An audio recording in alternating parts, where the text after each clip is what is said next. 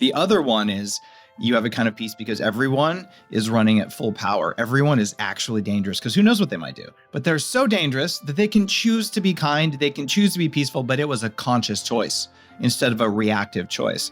And every time I reach for the Ben & Jerry's without thinking about it, when I weighed 300 pounds, it was an unconscious choice. And now that my brain hardware works right, I am very dangerous because you can't program me.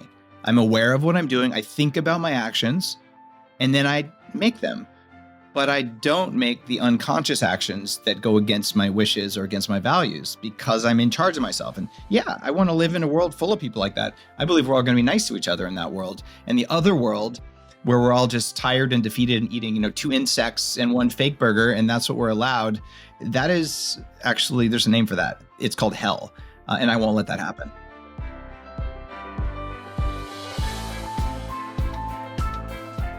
Dave, welcome back to the Superhuman Life. Man, I'm so happy to be here. I can't believe it's been almost 2 years. Almost exactly 2 years from the time of recording this and the release date. And that conversation was around your last book, Fast This Way. And we're going to get into the new one here today as well. But I think the first question, selfishly, that I want to ask you, I know when people hear Dave Asprey, when they think about you, there's probably a handful of different labels, right? Biohacker, father of biohacking, maybe a guru, best-selling author, maybe a scam artist in some circles, right? I was going to say like snake oil, scam artist, douchebag. Like you're missing all the good ones, man. I was getting there, right? I was doing my feelings. I was doing the sandwich method, right? I was going to start with some good. I was going to pack it in the middle. But for me, I think one thing that maybe isn't talked about enough, and this is kind of the lens that I see you through, is incredible marketer and businessman. And I'm curious kind of your thoughts around that, but you had a rebranding of your podcast after about 7 or 8 years. It was Bulletproof Radio. And that was really kind of what you kind of came on the scene was with the Bulletproof Coffee. Curious kind of the thought process for you. This is really selfish for me, this question. Oh, sure. In terms of the rebranding with your podcast, how it was received. Was there any pushback from your audience?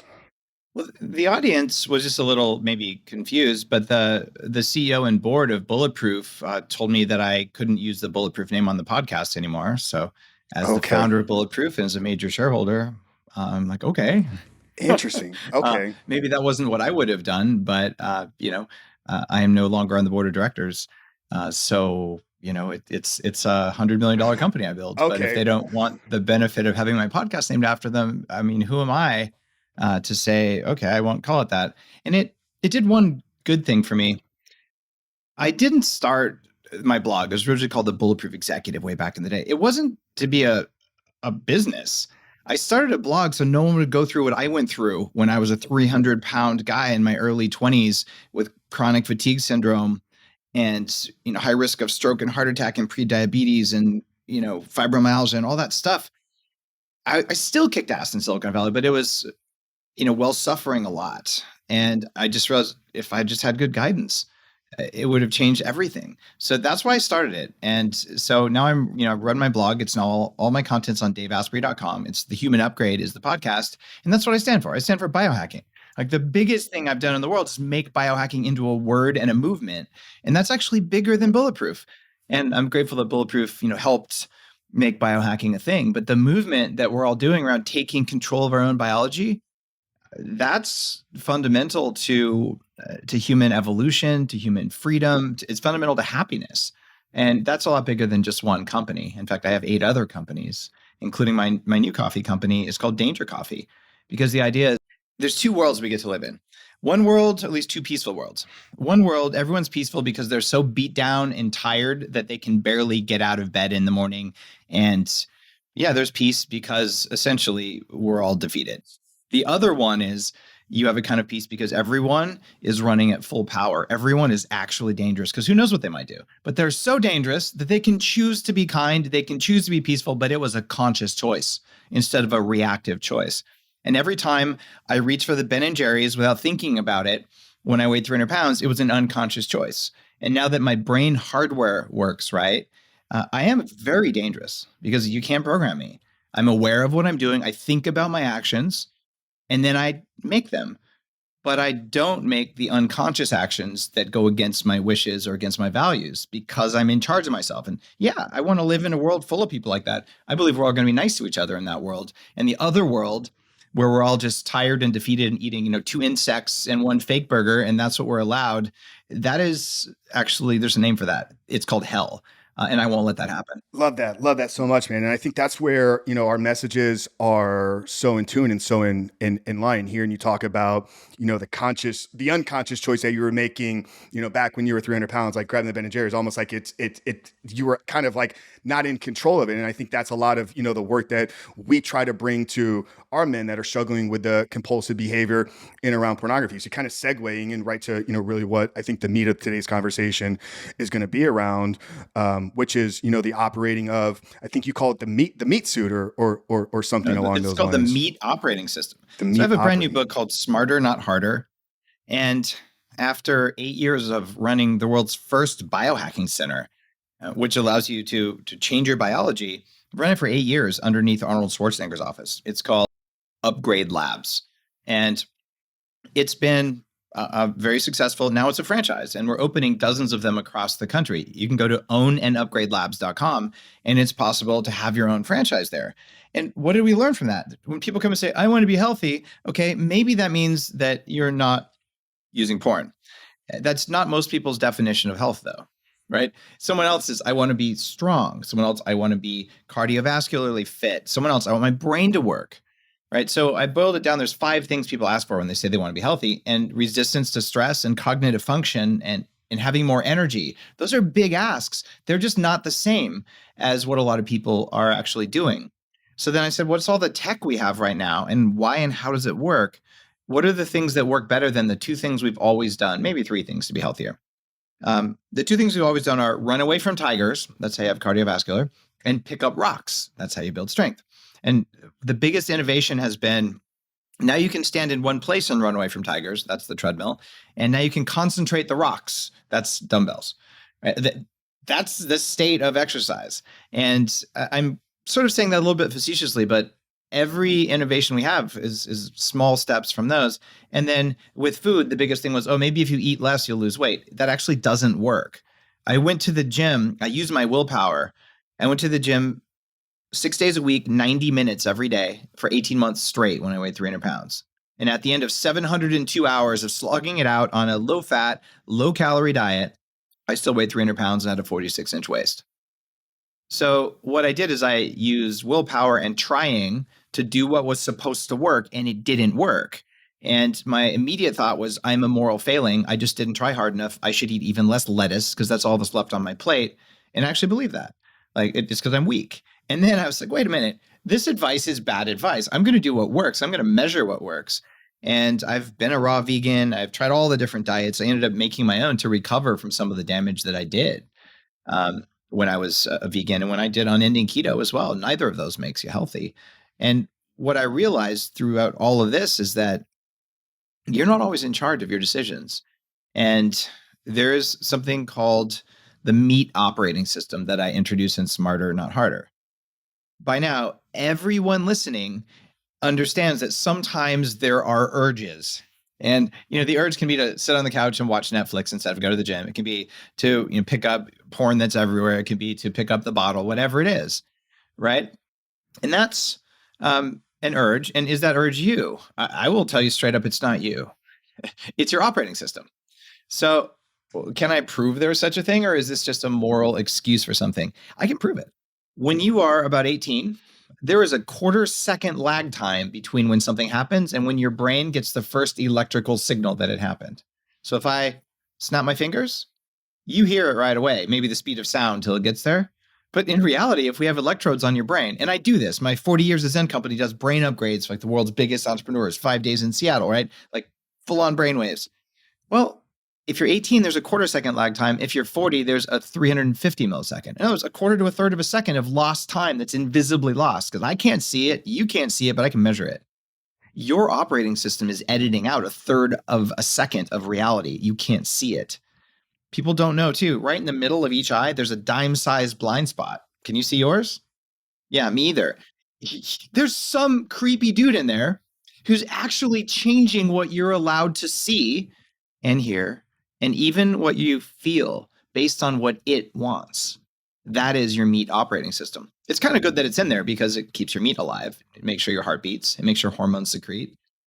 It also makes sure that the species doesn't die. What activity makes sure the species doesn't die?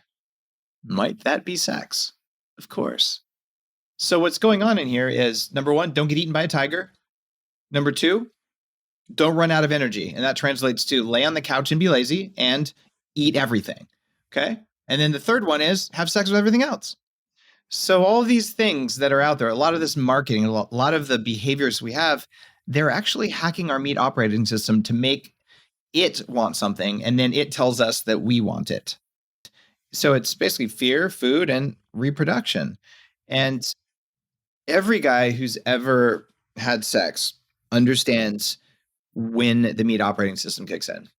And can I be just slightly graphic here? I don't want to get the show banned, but One I'll do hundred my percent. best. No, we'll label this one not for children. All right, got it. Okay, so you're going at it in bed with a partner, and you're telling yourself, "I'm not going to come," right?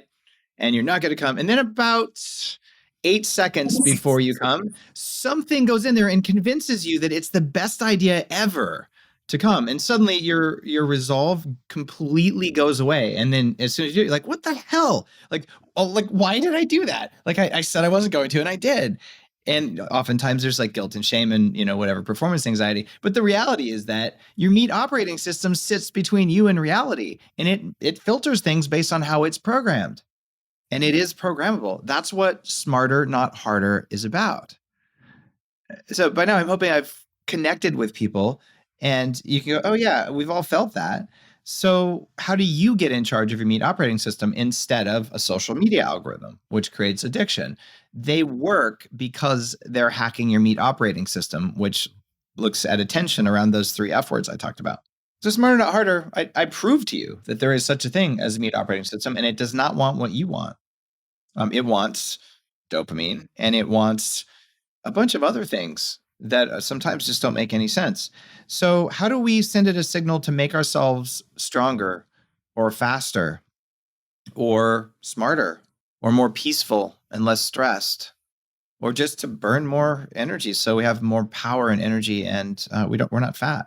Each of those is a distinct signal. And because I am a computer hacker by training, that's why I created biohacking, right? Because it's taking control of a system that you don't really understand. Smarter Not Harder is the Bible to do that. And when you're dealing with something like addiction, one of the biggest problems is that that operating system in you, it's in charge of how much electricity gets into your brain, how much inflammation versus heat versus electricity versus sex hormones versus neurotransmitters can a little mitochondria make. Well, it gets to decide. You don't get to dial that in unless you send it the right signal. So in your brain, unless you're running at full power, what's going to happen is your body's going to say, I could do the electrically expensive, complex, hard thinking and make a good decision, but that would burn calories and there might be a famine. So I'll just give you the shortcut thinking. And what the shortcut thinking usually looks like is if something is good, more better. And if something is bad, less is better. We all know intellectually in the real world, just because something's good doesn't mean you want too much of it. You can die from drinking too much water. People do it in marathons every year from overhydration, right? And you can drown. So obviously more water is not better. Just getting the right amount of water is better. But intellectually, our emotional picture and our thinking shortcut is like that. So when we're looking at hacking the system, we want to know what are the right levels. And when we have enough power, we can think about something. When we don't have enough power, we default to operating system behaviors. It's there to keep your body alive, even if you're not in there. So if you've eaten stuff that makes your brain weak, your blood sugar is crashing, maybe your blood pressure is low because you've been stressed for so long, your cortisol has been high, and now you've got adrenal dysfunction. Maybe you ate some MSG that dropped your blood sugars. Maybe you did some other stuff that affected your cognitive function. And now you're sitting there and then, something that's a trigger for you comes up, whether it's Ben and Jerry's or Pornhub, it doesn't really matter. When you're at your full power, you go, thanks, but no thanks. And when you're at your low power, your brain says, why would I let the human in there make the decision? I will make the decision for you. And I will make that appear irresistible. And you'll pick up the pizza, you'll eat the Ben and Jerry's, and you'll go to Pornhub or PornTube or whatever the heck it is. So, Is it you, or is it that you weren't plugged in when your body did that? I will argue very strongly that it's that you weren't plugged in. And the easiest way to get more willpower is what's in Smarter Not Harder. Have more power, because it's power that makes willpower. And the people with the most power, electrical power in their bodies and in their brains, those are the people who are dangerous. That's why I named it Danger Coffee. And what I teach people is that there are only two supplements you really need to pay attention to before you do any biohack, before you do any exercise, because they're missing for most of us and they're foundational to everything, including your willpower. And one of them is minerals. The diet that we're eating today, especially with all these fake burgers and uh, oatmeal being fetishized, oatmeal is called gruel, and it's what you feed the lowest of your servants to keep them alive when you're a mean king with pitchforks and stuff. It is not a healthy food. It is a peasant food. And it is a peasant food because oatmeal steals minerals from your bones and it steals minerals from your cells. So you cannot make power at your full power if you eat a diet of soybeans and corn and oatmeal and garbanzo beans and all these plant-based meat substitutes that actually they suck minerals, and sucking minerals sucks power. They create weak humans. The other thing that we're all missing these days is what I call vitamin DAKE in the book, DAKE. Because if you have these fat soluble vitamins, which you cannot get from plant foods, sorry, if you have those, they will put the minerals where they go and keep them there. So why take an expensive nootropic? Why take a libido enhancer, which, by the way, is a good thing, even if you're dealing with sexual addiction, is that you still need to have desire. You just need to channel the desire into doing good work in the world, because taking away your testosterone to take away your desire also takes away your desire to improve yourself. So low testosterone human beings, men or women, are weak human beings, even if it's easier to avoid a temptation. You can't do that, not and show up in the world the way you're capable of. So this is the kind of content that's in Smarter Not Harder. And what I believe is that wherever you are in your life, you have some amount of time to spend on improving yourself, and you have some amount of time on paying the bills and being a partner, a family member, a community member. And every minute that you spend at the gym that doesn't provide good results is a minute you did not spend working on yourself or people around you in a more meaningful way. It is actually sinful to go to a spin class, unless you're doing it for your community and because you just enjoy the hell out of it. The reason is that if you go to a spin class for 45 minutes a day, 5 days a week, and you do it diligently for 2 months, which most people don't because your mitochondria will stop you. Your meat operating system's like, stop it already. But let's say that you power through that, you use your willpower there instead of to resist other things, you'll get a 2% improvement in VO2 max. VO2 max is the measure of how fit you are from a cardiovascular function. If instead you were to go to Upgrade Labs and use our AI-driven technology, and you can go there if there's one in your neighborhood. If not, I teach how to do it in the book, a close approximation. The newest technology shows, get this, a 5-minute workout that doesn't require sweating 3 times a week. So 15 minutes a week versus 4 hours a week. You do that for that same 8 weeks, you get a 12% improvement in VO2 max. You got 6 times more results in a tiny fraction of the time. So I would just have to say, how dare you go to the spin class? Because you are wasting 3 hours a week of time that you could have spent on meditation, that you could have spent on a Boys and Girls Club, you could have spent it on your relationships. You could have done anything with that. And you wasted it because you didn't know better, because someone told you that doing more hard things is the path to losing weight. It turns out if you want to program your meat operating system, what you do is you take it to the edge where it thinks it can't do it, and then you stop and you immediately return to your most rested state as fast as you can. And then the body goes, oh, it looks like I might occasionally have to do something hard. And since I now have a lot of extra capacity afterwards because I calmed down, now I will make the changes quickly.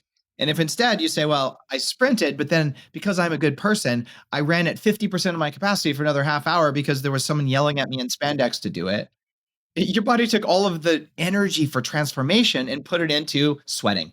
And it was dumb. And you can do better. And I tell you several other ways for cardio. With weightlifting, you can go lift weights. I've spent 702 hours of my life before I was 23 in the gym. And you can get strong that way. I could just tell you how to do it 3 to 5 times faster so that you free up that time. And the end goal is that In the time you save while you're making sure you're physically fit, that's enough time to improve your brain, which is how you really go deep on addiction, on having self-control and having awareness of the world around you. The final part of Smarter Not Harder is what I call spiritual hacks.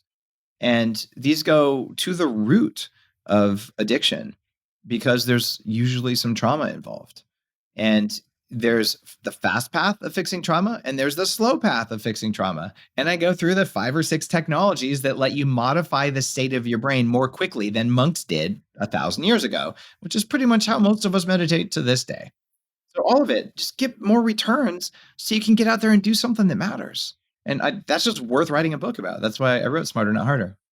I love that, and you answered a question I didn't even ask why you wrote the book, Dave. There's so much there for us to unpack. I love that you talked about the go all at it, and then kind of the scaling it back, and almost like bringing your central nervous system back down. I don't. Do you know Ben Pakulski?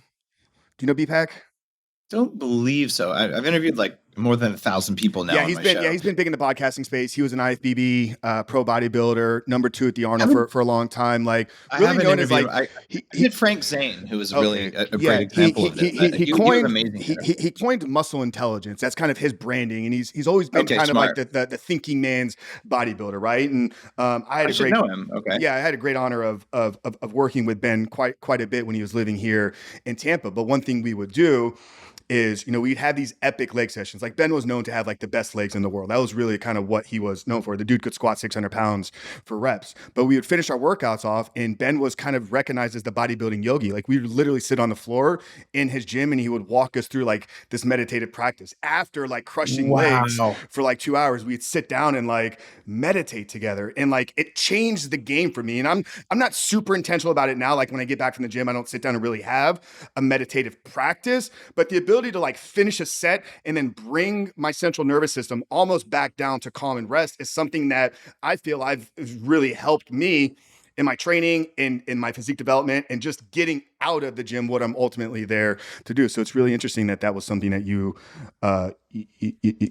mentioned there. It's exactly the right approach. It's really funny because when I interviewed Frank Zane, who's one of the greats of bodybuilding from probably 2 generations before Ben, Frank was one of the most peaceful guys I've interviewed, maybe aside from Rick Rubin, who might have been a little bit further along the spectrum of peacefulness, right?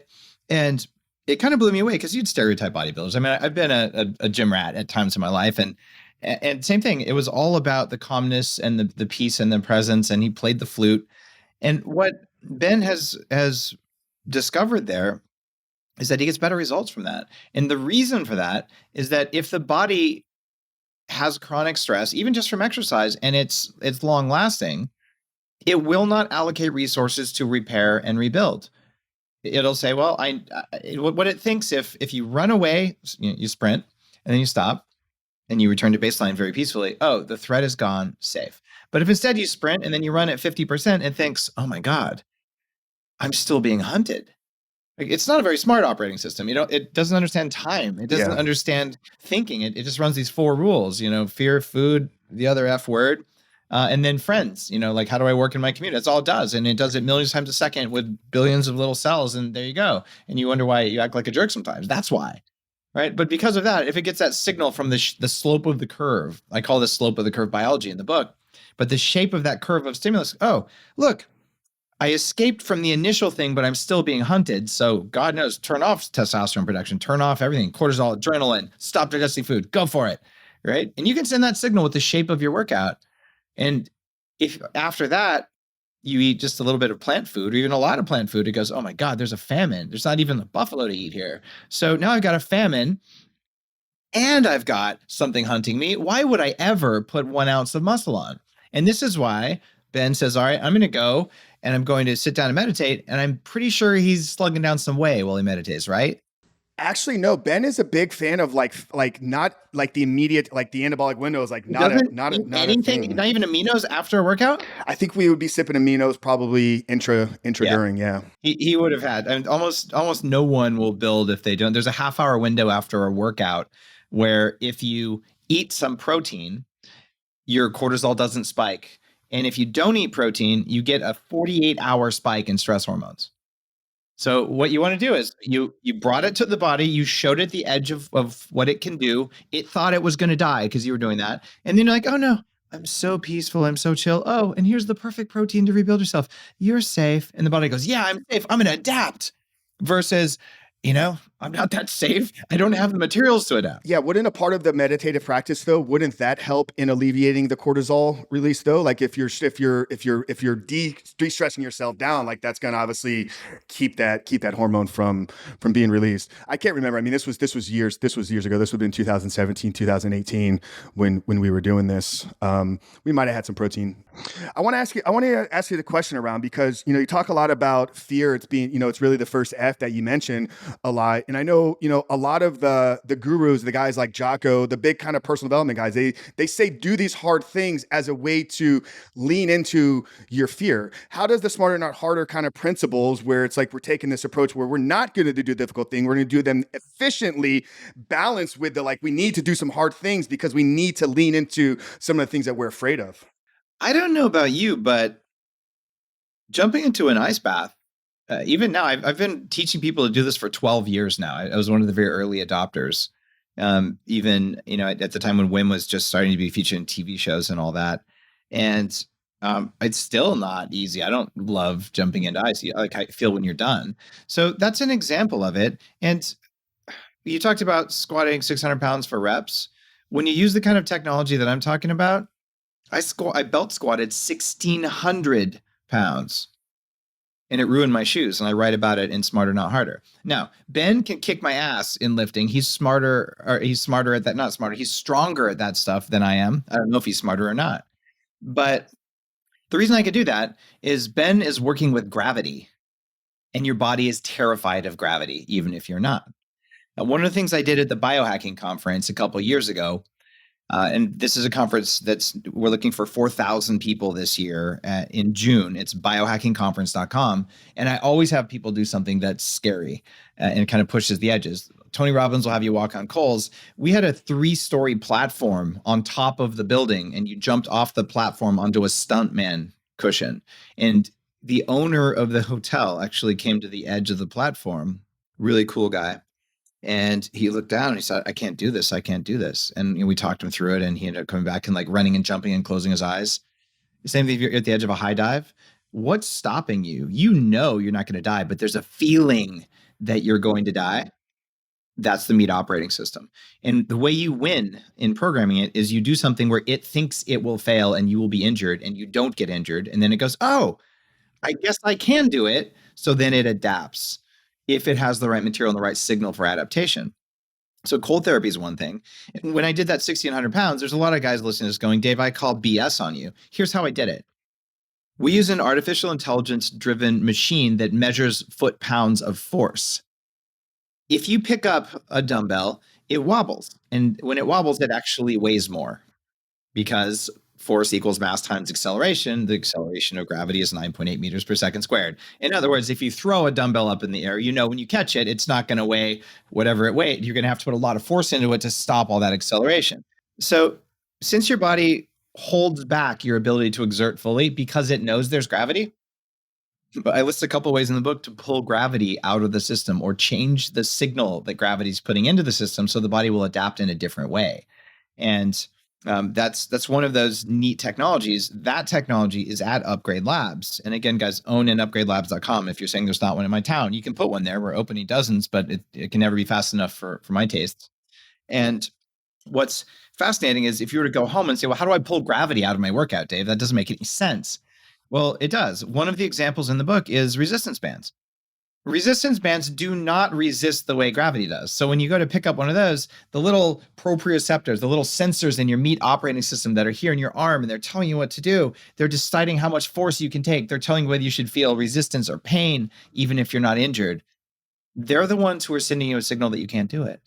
And when you send them a mixed up signal, they go, what do you mean stretchy crap? It doesn't move the way gravity does. I don't know what to do. When they don't know what to do, what are they going to do? They're going to man up and they're going to get stronger. So that's doing hard stuff. But what you're actually talking about, at least I would argue, and I've interviewed Jocko live at one of my book signings, and I think he's just a remarkable guy. we're talking about doing painful things versus hard things. They're different animals. And there is a very strong neurological case. And I don't go as deep into that in Smarter Not Harder, because it's kind of a special thing, but it works especially for addiction. And it's choosing pain and doing it for a brief period of time so that you feel better the rest of the day. The primary example there is cold therapy. It's going to suck for 5 minutes, but the number of people who help to manage their addiction with cold therapy is very high because it changes dopamine signaling in the body. But there are other things that are in all of recorded history. Saunas, the kind where you're going to throw up, like a sweat lodge, not just a hot sauna where it's hot for a while, but enough where you feel like you're going to die. I've been in a sweat lodge with a Native American guide who was one of the sun dancers. And these are some of the toughest guys on earth. Are these like 220 degrees and above? Is that kind of what you're getting into? And like these are guys who do like piercings and hang themselves from poles and dance, like that. But they're doing that for a specific reason. It's not mutilation. It's actually to show themselves that they're in charge of themselves, and to create a certain level of pain that puts them in an altered state. Same as getting a lot of tattoos. So you see a lot of addicts with tattoos. They're actually self-medicating by choosing a painful experience that then changes how they relate to reality. You're showing the operating system it can do that. You're showing it can face the pain, and it becomes stronger and more resilient. It's also the reason so many addicts are into BDSM. You give an addict a good spanking, and they're less of an addict. God, I don't know why that works, but ask any professional dominatrix. I know, I interviewed 2 of them on stage at the biohacking conference. That's how it works. So all of these, whether you're going to sprint like a tiger is going to eat you and then rest, or you're going to walk on coals or jump off a building or submerge yourself in ice cold water, or do any of those other things that your body's screaming at you and you do it anyway, the body learns who's in charge.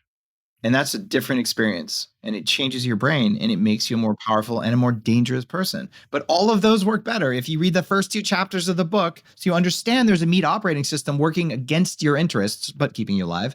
And you understand that giving it enough minerals so it can build the stuff you told it to build, and giving it enough fat soluble vitamins so it can actually put the minerals where they go, so it can build a stronger human, that really matters. And I believe that if you do that kind of a thing, and you set your body up to change, you set your mind up to change.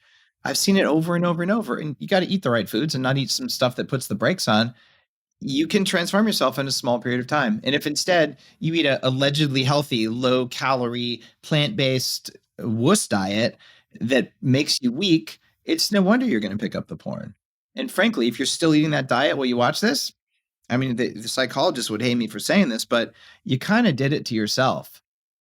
Get the hardware working and then work on the software, because fixing the software on your computer when half your memory is missing and your hard drive is broken is kind of a stupid move.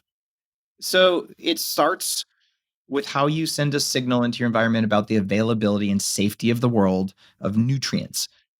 Does it get enough energy, and is the energy full of nutrients it can use? And you can say, but Dave, I ate spinach. I heard spinach was good for me.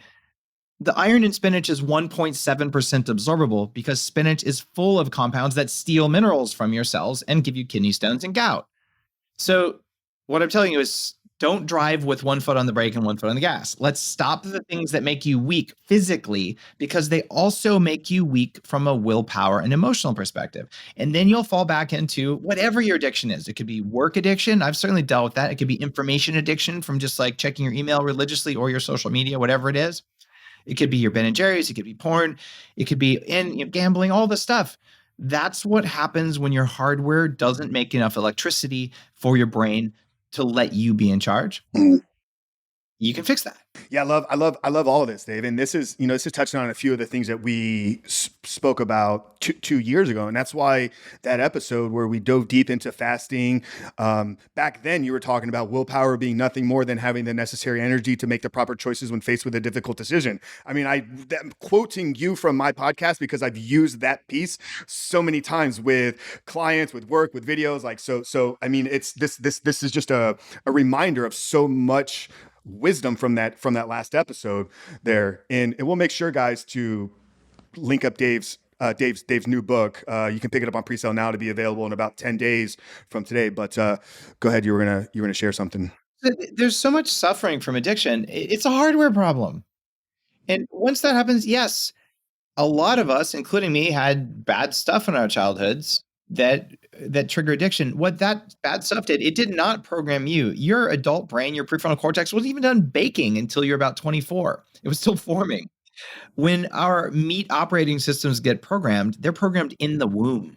They're programmed at birth. They're programmed in the first 7 years of life, much more so than later than that. And they're programmed for a lot of us when we're bullied in middle school and high school, and when we're 12 years old even. Then you didn't have an adult brain to deal with stuff. So the meat operating system decided, oh, it feels like death when I'm ostracized, because it actually does feel like death when you're 12 and everyone won't talk to you or whatever the heck mean 12-year-olds do online. So then that leaves a mark. And from then on out, when something in the environment pushes that button in your operating system, you're going to feel a certain way, and you're probably going to reach for the Budweiser or whatever your problem is, because you're trying to stop it. And if you do what's in Smarter, Not Harder, you're going to realize that if you have enough energy to catch yourself doing it automatically, you won't do it. And you're going to realize you've got to get your vitamin D, you got to get your minerals and your trace minerals. And yes, I put trace minerals in Danger Coffee because it's easier that way, but you can get these minerals anywhere. They're not expensive. They're not sexy supplements. They're just stuff that every process needs, and they're missing even in people who take $100 a month worth of supplements. So let's get those done, and then let's get the signal that matters most to you. And it may be your energy. I'm going to propose for people dealing with addiction, there's an energy issue. So you might go to the chapter in the book on how to get your energy back. You might go to the chapter on how to make my brain work better, or the chapter at the end of the book on how do I get rid of the traumas. That's spiritual work, actually. And there's faster ways and shorter ways to get rid of trauma. And you do those things, and magically you realize you can handle it. And then if, once a month, you look at some stuff that you probably wouldn't have looked at, but it didn't do any damage, you're free. What do you mean when you say that people dealing with addiction have an energy issue? If you're dealing with addiction, a huge amount of your available energy is going into repetitive patterns and things that are triggering for you. So it's actually sucking the energy you make, and you probably aren't making enough energy. Because if you take an addict of any sort and you increase energy production, their addictive behavior goes down. Case in point, when they're treating alcohol addicts and they give them NAD intravenously, NAD is a mitochondrial enhancer that increases the amount of electricity your cells can make. After 10 intravenous infusions that fixes mitochondrial energy production, they want to drink a lot less. So it turns out as energy production goes up in the body, addictive urges go down. I'm not saying they go away. It just becomes easier to manage them. Goes back to that willpower being nothing more than having the necessary energy to make the proper choices when faced with a difficult decision. There's willpower. There's also grit. And I don't talk about that as much in Smarter, Not Harder, because grit sort of develops as you get these things. Oh, I have enough oxygen. I have enough nutrients. I have power. And there's like an inner fire that starts. I did not have this. I think I was at 10% of my available mitochondrial capacity when I had chronic fatigue syndrome. And I was really, really unwell. So I was just scraping the bottom of the barrel just to get out of bed and go to work and not remember anything and then drive home and fall asleep kind of world. And to go from that, where you're not even in charge of yourself half the time, to where I go now, the path of learning about energy production it's been really profound. And I just think that when people look at that example with NAD and alcoholics and say, okay, if they can do this $1,000 worth of intravenous things, what is there in Smarter Not Harder that teaches me to make my mitochondria work better more quickly? Well, it turns out there's some things. In fact, I will bet you that we see tons of people working on addiction at Upgrade Labs because we have cryotherapy. And cryotherapy does a dual things. One, it has that pain thing that we talked about that makes you crave less, the thing that addicts have done forever in various, not even addicts, just regular, normal, healthy people too, who don't have an addiction problem. By the way, there aren't that many people without some addiction. A lot of them just aren't acknowledged. But the people with no addiction at all, they still do things that hurt so that they have a higher quality of life. It's a human thing we don't talk about much. But when we're dealing with the case of addicts, what can I do? Well, the highest ROI for an addict is probably going to be cryotherapy. You come in, takes 3 minutes in liquid nitrogen, and you get the pain signaling. So dopamine works better the rest of the day. So you're less attracted to whatever your addiction is, but it also enhances mitochondrial activity. So you're like, wait a minute, I have less temptation from a neurochemical perspective, and I have more energy to manage temptation. Might this be a better day than normal? Yeah, that's a 3-minute intervention at Upgrade Labs, plus the time to put your pants back on. So maybe it's 4 minutes. And if you're doing ice bath, you're probably looking at 20 minutes because you got to get undressed, get wet in the thing, and then go take a shower. I guess you got to take a shower 2 times and then go get redressed when you're wet. It just takes a long time. What I'm doing at Upgrade Labs is just with cold air, so it's faster. So it's that kind of thinking. How do we just, every minute of your life is precious. And that's the mindset behind Smarter Not Harder. I want you out there helping other people or improving yourself, not slogging it away in the gym and then, eating a Twinkie and wondering why it didn't work because it was a low calorie Twinkie. Like, we can do better. I know the benefits from cryo are there, and I know it's significantly colder, the air. For me, Dave, I've always found it more difficult to get in the ice than stand in the cold air. I don't know if it's because the compression of the water and the ice on your skin creates a different type of feeling and effect. But me, I it is more difficult. Yeah. The mental hurdle to jump in ice water, it's because you have core temperature receptors and you have peripheral ones. You get the signaling from the peripheral. But for most people, when we turn it all the way up and it's at 270 degrees below zero, it's pretty intense. Yeah, you got ice. You got ice on your nipples, or not ice. You got tape on your nipples because your nipples will freeze. No, it's amazing. I've done it, dozens of times. I guess for people that because you maybe get to an Upgrade Lab maybe once a week, maybe a couple times a week, like if it's en route. But I think you got to buy into maybe the factor that convenience and stuff like that. So if people want to do something at home, okay. So and the whole book is written this way. So you go to any chapter, it's like, here's what you can do at home for free. Because it's a principle that I'm teaching you. Yes. Here's what you can do for $50 or something, and here's what the crazy billionaires do, right? And I'm looking to have all the crazy billionaire stuff at Upgrade Labs because it's usually faster or more effective. But the principle is the educating thing. And I structure all my books that way because, like, not everyone has the time or the money, or there just isn't one in their town.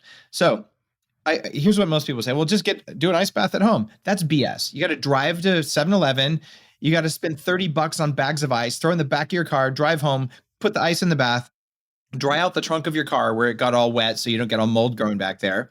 Then you go in there and you sit in the ice bath and you shiver and you do your ice bath therapy. And it only took you probably 45 minutes to get to that point, and it took you $30. That was probably not very effective. So what I teach is the shower stuff I've talked about forever, which does help a lot. The 1 minute cold shower, and you can't get there in one day. But for a lot of us, it's not cold enough, and we may just not do it. So the hack in the book that I teach is really interesting. Most of the cold receptors that matter are actually on your face and on your upper chest. So what you do is you take a salad bowl that's big enough for your face and you put it in the freezer with an inch of water. And once it's frozen, the next morning, whenever you take it out, put some cold water in it, stir it around until the ice melts enough that you have really, really cold water. You take a deep breath. Now you're doing breath work. You bend over at the waist and stick your face right in that water all the way in and hold your breath as long as you can. Got that breath holding for sure. After 8 minutes, you're going to pull out. It's going to hurt. You're going to get like a freezy, frosty headache kind of thing. Wait, you're holding your breath for 8 minutes? Well, just 8 minutes. I'm kidding. 8 seconds. 8 seconds. Sorry. Okay. I'm like, but I can hold my breath for a couple minutes. That's not a problem. Almost everyone can. In fact, you should learn to hold your breath, not in water, but just to hold your breath for at least 2 minutes, because that's another way of showing your meat operating system that you're in charge. Yeah. Please don't practice in water, though, guys. No, don't. That's dumb. So right now, in fact, everyone listening, I want you to try this. Just breathe out and hold your breath empty and watch your stress response. Feel it in your chest. Most of us, when we hold our lungs empty for more than 5 seconds, you have an overwhelming desire to breathe, and your body starts panicking when you don't. You know rationally that you could keep your lungs empty for 1 entire minute without causing any harm to your body whatsoever. But very few of us can do it unless we've paid attention to this. What's going on there is the stress response in your meat operating system is untrained, and it believes you'll die if you don't get oxygen right away. It's really worried about running out of air because, lots of humans at one time or another have run out of air. So it just worries about that. And your job is to teach your meat operating system to only worry about real tigers. And breath work works, and it worries you'll freeze to death. And it worries you'll run out of food to warm yourself back up when you get cold. So you're just making it worry, which is another word for fear. And when you expose just your face to ice water, you don't spend any money on the ice water. You get the biggest receptors. And after you do this for 3 nights, suddenly your face will be happy being cold instead of giving you a headache. And then you'll realize you can't hold your breath long enough to freeze your face. So I eventually bought a snorkel. So you could spend 5 minutes with your face in a bowl full of ice water. You'll get most of the benefits, and it's completely free. So that's the entry level, that or the cold shower trick. But I don't know. I live in Austin. Today, everything is frozen, but usually cold showers, you just don't get cold water. Mm-hmm. So that's how you do it.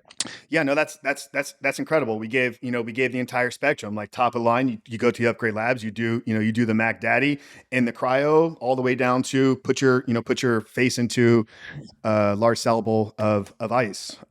Dave, man, we could go for hours, man. You're just a complete wealth of knowledge here. But I know we're short on time, so we got to get you to your next bit here. I want to make sure everybody goes check out the book, guys. Smarter, Not Harder. We have it linked down there below. We also have all of Dave's socials, his Instagram, his YouTube, his podcast, everything. Make sure to connect, play with him. The book is on pre-sale right now and will be out in 12 days here from today. Dave, last question here, maybe 30 seconds if you can. We talked about a lot of things here, right? Controlling this operating system, understanding how to pull these dopamine levers, understanding ice, hot, cold, the importance for nutrients, the importance for sleep. We didn't really get into light.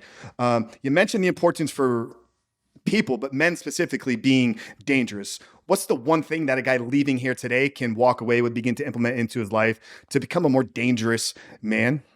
The first thing is to understand that life is dangerous.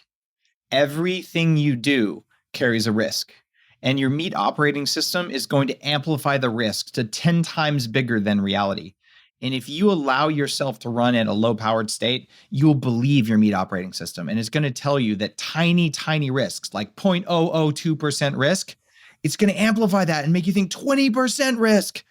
That's not how the world works. So if you want to be truly dangerous, you work on your mind and you work on your energy production systems and you work on your body so that you can see reality and you can choose. And that means you're going to naturally help the little lady across the street because you're going to notice her because you had the energy to notice and you just wouldn't have seen her otherwise. And that means that when in temptation of any form comes to you, you can choose to indulge or you can choose not to indulge. I can eat a Ben & Jerry's. Not that I would, there's better desserts, but I do eat dessert. But when I do, I don't overdo it and I don't get into an addictive cycle like I would have when I was younger. Because I can choose, because I am dangerous. So your job is to walk around with so much power that who knows what you might do. You might do the right thing.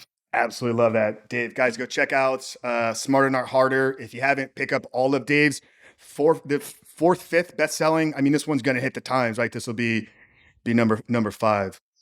And I got to do a shout out. Danger Coffee has the minerals I just talked about in it. And it's for people who want to be dangerous. And if you go to daveasprey.com, I've got all my crazy stuff linked, all the neurofeedback and the podcast and all that. So those are kind of the big places to find me. Incredible. Yeah, we'll get all that plugged down in the show notes, guys. Dave, Thanks, appreciate you once again. Love to have you back on. Maybe not wait for another 2 years. Maybe we can circle back and continue this conversation here in the next couple of months. But guys, it's a deal, Frank. Awesome. Guys, if you got value out of this, make sure to share it and leave us that 5-star rating and review. We'll see y'all next week. We love you guys.